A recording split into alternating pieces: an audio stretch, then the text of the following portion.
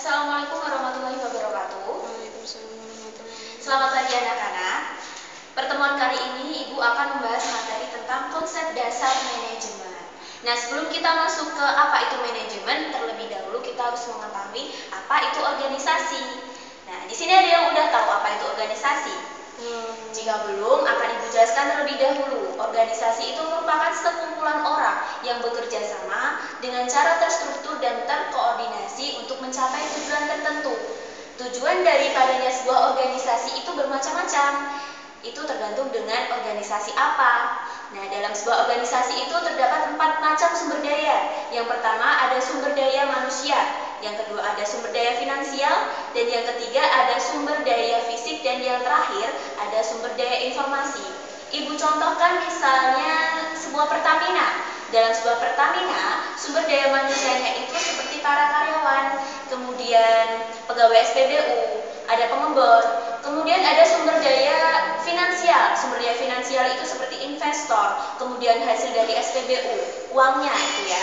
Kemudian ada sumber daya fisik. Sumber daya fisik itu seperti fasilitasnya, ada gedung, minyaknya, dan sumber daya informasi itu seperti harga minyak di dunia itu berapa.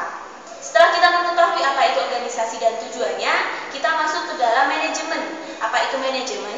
Manajemen merupakan seni dan ilmu untuk mengatur atau memanfaatkan sumber daya secara efektif dan efisien untuk mencapai tujuan tertentu. Dalam manajemen itu terdapat rangkaian aktivitas yang terdiri dari planning, decision making, organizing, leading, dan controlling.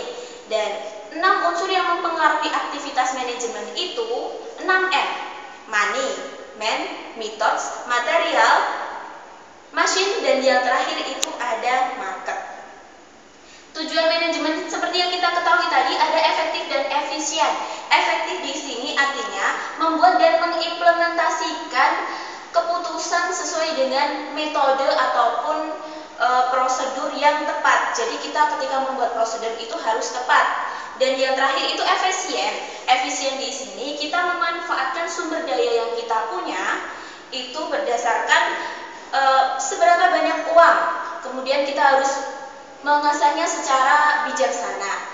Dan ada rumusnya, efektif dan efisien itu jika digabungkan dalam sebuah manajemen itu akan membentuk kesuksesan.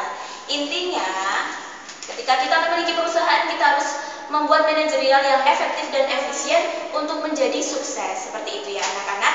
Baiklah, mungkin pertemuannya cukup sekarang karena itu ada pertemuan. Wassalamualaikum warahmatullahi wabarakatuh.